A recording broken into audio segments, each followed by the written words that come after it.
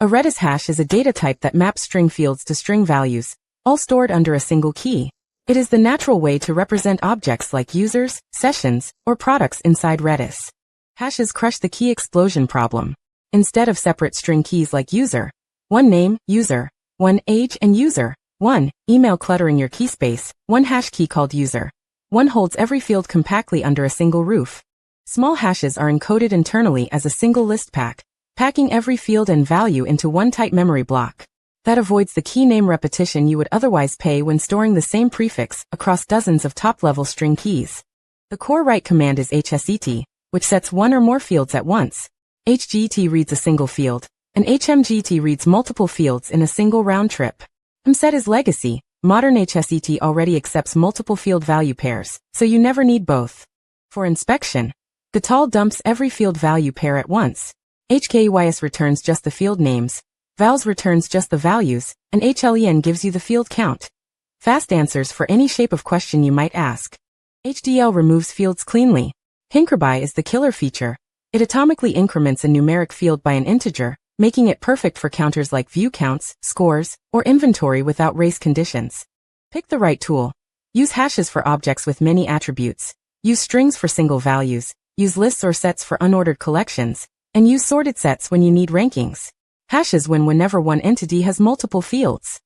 In this demo, we'll drive a live Redis instance directly from the terminal using redis-cli, focusing on the 5 hash commands that handle object-like records: HSET, HGET, HGETALL, HINCRBY, and HKEYS. Each scene shows one command with its real output, so you see the exact syntax Redis expects and the response it returns. We'll treat a single key as a small user profile to make the field-by-field behavior obvious.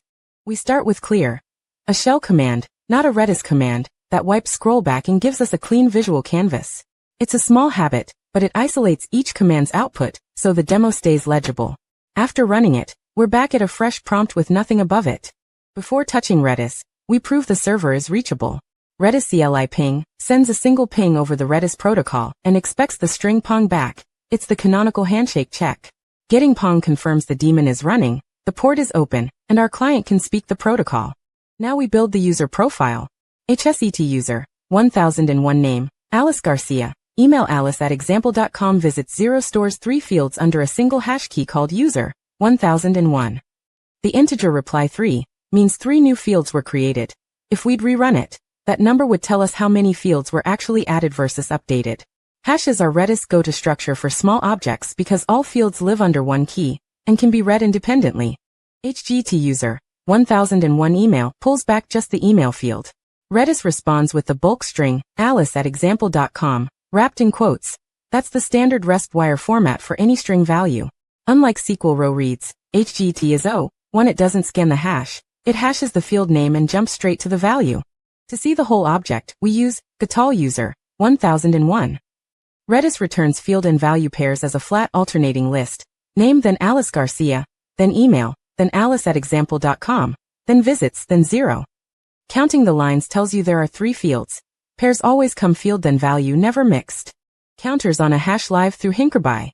Here HINCRBY user, 1001 visits 1 adds 1 to the visits field atomically. Redis returns integer 1, meaning the field's new value is now 1. If we ran it again, we'd get 2, then 3, and so on. This is the right tool for any counter you don't want to read, modify, write in application code, because the increment happens inside the server. Finally, HKEYS user, 1001 lists only the field names, name, email, visits without their values. It's useful when you want to iterate over the shape of an object without paying the bandwidth cost of pulling every value, especially if some fields are large blobs. Together with HGETALL, HKEYS gives you full control over how you traverse a Redis hash.